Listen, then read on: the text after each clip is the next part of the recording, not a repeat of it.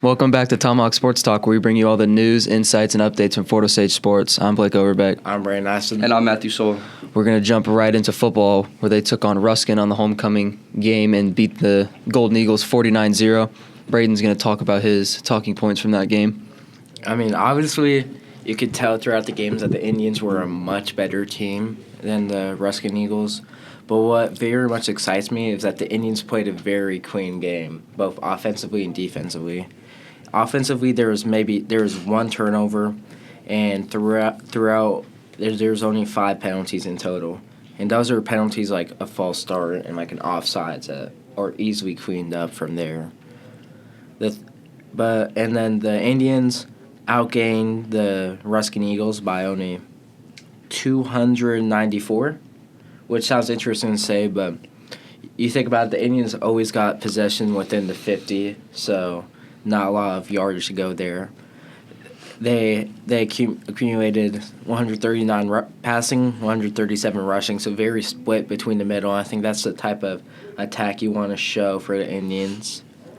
You want them to not be able to know what you're doing. Like, they can't just, key in on the run. You can't just key in on the pass, And then what really pops out to me is that the Indians only ran, 20 plays in the first half. So when you're able to come out with that efficiency and just be able to, get through there, get those first downs, and it's very key to me.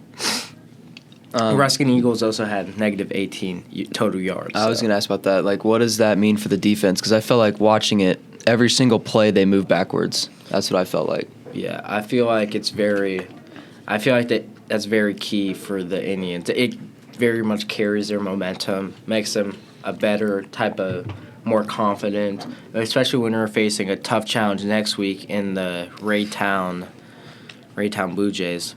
So Raytown's a very solid squad as well, very talented, but something is to be said about their schedule.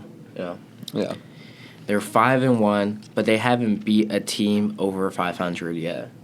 And they're one team that is over 500, which is Green Valley Week 1. They lost to 34-7. Yeah. And Green Valley is no slouch either. I think their only 2 losses are to Platte County and Kearney, same as Fort Osage. And they're and I believe that Raytown will be a very good challenge for the Indians going forward. It's the first kind of game to see, since Oak Park, how have the Indians adjusted to close games like this. I mean, I feel like the game plan for the Indians should be to, last year they rushed for 300 yards on the Blue Jays, so I think the goal is to do the same, make sure you run that rock on them. Yeah, especially with all the running back talent that Fort Osage has too. You have a lot of options. Yeah, last week you saw Amari Hutton, 3 carries for 62 yards. Nico, 3 carries for 42 yards. So, that's with Trey Smith not even playing. So, yeah, just see the explosiveness that happened last Friday. So now we're moving on to boys soccer. Can you give us a deep dive into that, Blake? Yeah, so when we filmed last week on Wednesday, we were traveling to Raytown South, and we beat them 8-0. It was another good game to reset and everything because, we knew going in there that it was going to be probably a mercy rule, and of course we mercied them with 1 minute left in the game, so we had to play the whole game. But it was another good game to get us ready because and it was a relaxing game too for a lot of starters because the next day we hosted Van Horn, who was 11-1, ranked number 7th in the state, and we played really good in that game. Going into halftime, it was only 1-0 Van Horn, and we were feeling pretty good about ourselves. We can score more than 1 goal in a half.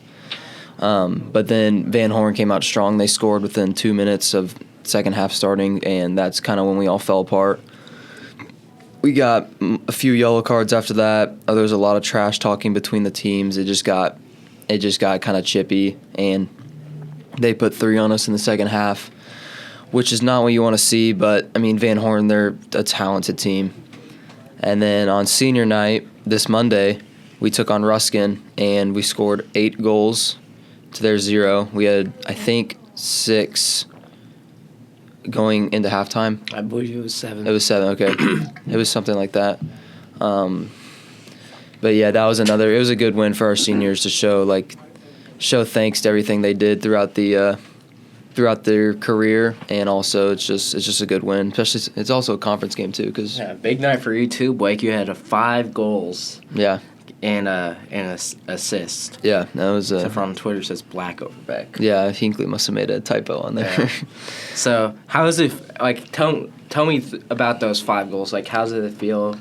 I mean, obviously it feels good, but I mean we got to think like that was also like against the opponent that we should do that against.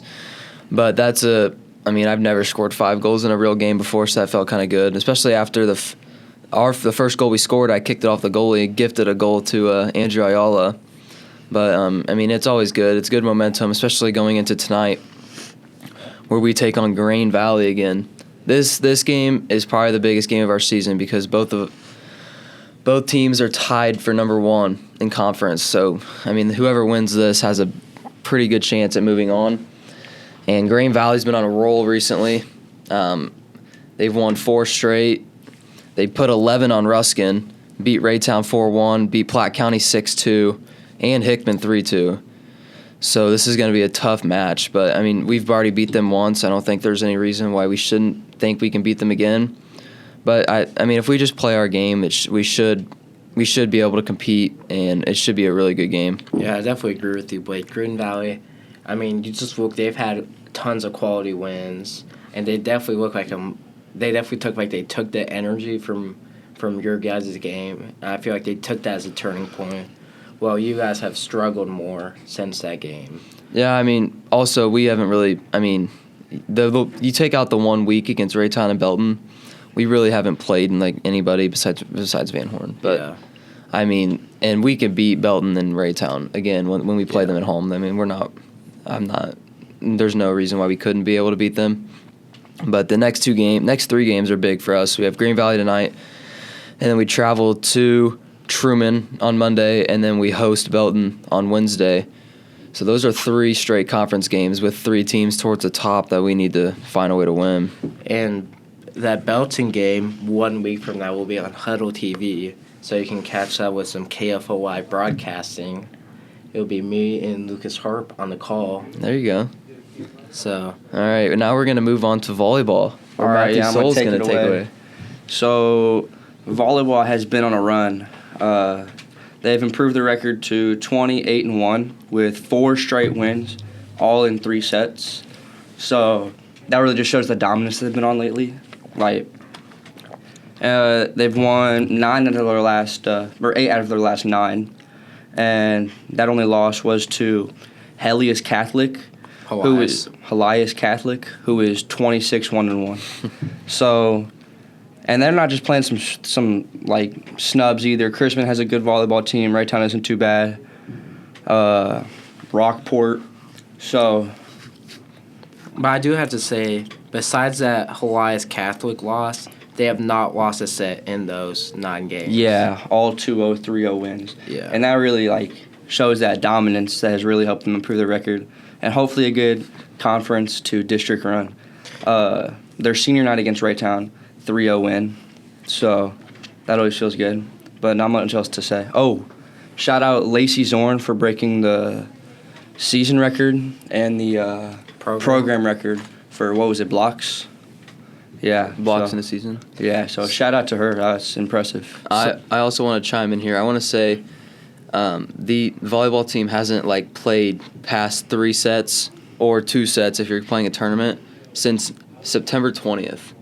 I just wanted to throw that out there. That feels like a long time. And then before that was the 18th. So yeah. And then you look, and then another big news for the volleyball team. This is their best season since 2019. And then I was looking with 20 wins. If they eclipse 20 wins and they hit 21, which they could against Grand Valley tomorrow as this airs, or today as this airs, then they'll eclipse. Well, I couldn't even find the last time they won 21 games. So this is truly a historic season for the Indians, and I can only hope that they carry this momentum into into districts. Well, and this is also like a program booster too. This is not just like a 1-year thing. Like seeing all the success this year. It obviously happened for like soccer. And we see all the success, all the young guys growing into it. So like, there's no reason the volleyball team can't keep like this momentum going because the younger players see the success and be like, okay, I want to be that. So I know 4 of their starters are seniors, and they have 2 underclassmen starting. So yeah, they are losing a lot of guys, but having even those 2 like players that have like gone through that, like, and they just know what a really winning season feels like. I mean, that just drives the program forward in the future. Yeah. They also have 3 games left in the season before districts. They have Platte County, Truman, and Grand Valley, obviously.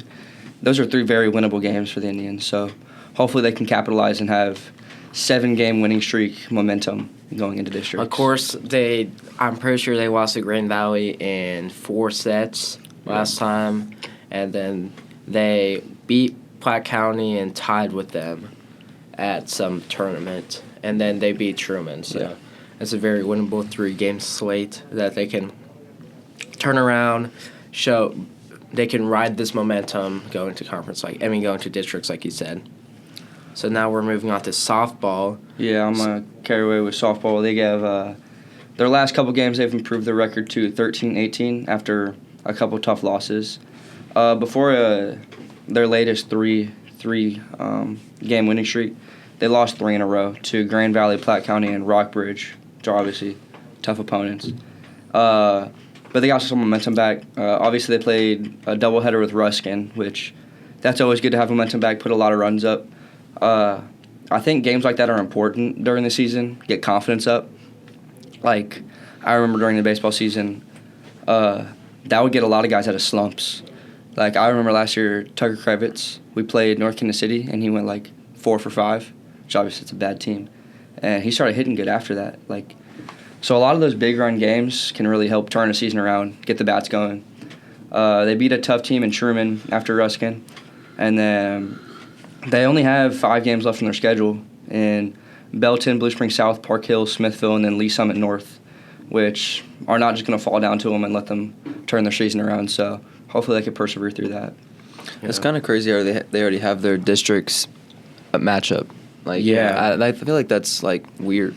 Because they could be 500, which is insane. And Lee Summit North could I don't know who they play or anything, but they could lose 5 straight, and they're it's just crazy. It's this early. Yeah, softball has won 14 games in 13 games, but they play Belton to yesterday as his airs, so that's a very interesting game because I believe last time against Belton they lost a tough pitchers duel 3-0. Yep. They face Blue Spring South, who I believe they've also played so far this season. But Blue Spring South, Park Hill, Smithville, and then Lee Summit North, who they played this season as well. That was their first game of this season, and they lost 3-0. So it's going to be interesting to see how much they've changed from week 1, from the first game of the season, August 29th, to all the way in the 16th of October. It's going to be very interesting to see how they've changed.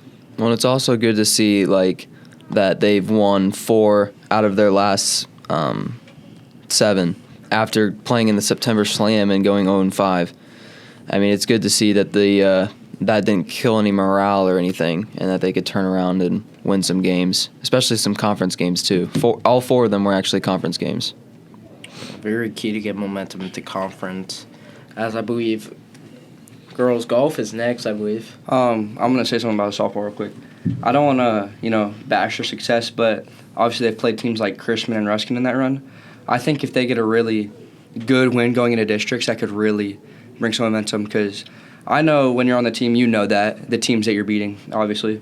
So if they can get a really good win against Belton, Blue Spring South, something like that, at least Summit North, going into districts, I think that could really be a game changer. I mean, especially since all these teams have winning records. All these teams are, of course, very good. But they've shown they can compete with teams like that. So I think if they get 2-3 of those wins in there, I think we could see a little run. Especially beating Belton, too. If they could come out and beat Belton tonight, yesterday, as this airs, like that's because it was a 3-0 loss last time, and Yeah, it was a tough game. Yeah. Pitchers duel; those are always fun, but not fun to play in. Yeah. So if they could come out and beat them today, that would be huge. This is girls golf time now. Girls golf time. Yeah. Shout out girls golf and Coach W, conference champs. Conference champions. First time in school history. That's huge news. I mean, you can't really state like winning a conference championship is huge, especially against like it's never been done in school history. So For girls golf, yeah. yeah, I think Coach Wilson he's curated a great culture there. People want to come out to play Yeah, girls. it looks like they have fun. Yeah, it does look like they have fun. Yeah, and that's what it's all about too. Like obviously you want to win, but like you don't want to show up every day and it sucks to be there. Yeah, that's the thing about golf is like you're there to have fun. You know. Yeah. I believe that of course some of these girls do this just for fun because golfing is something you do for the rest of your life. So that's why you just treat it as fun because that's what it's supposed to be. It's a game. And, you know, I believe I heard through the broadcasting room that I believe the medalist was Ava Adlar. Ava Adlar, yeah. So, of course, big win for them. Yeah. Can't really overstate that. Yeah. So, do you have any thoughts about that, Blake? I was just gonna say shout out, like Matthew said, shout out the girls golf team, getting the conference champions rolling, first one of the year. So I think that's great news. Hopefully, we get to see some more throughout the season. Yeah, hopefully.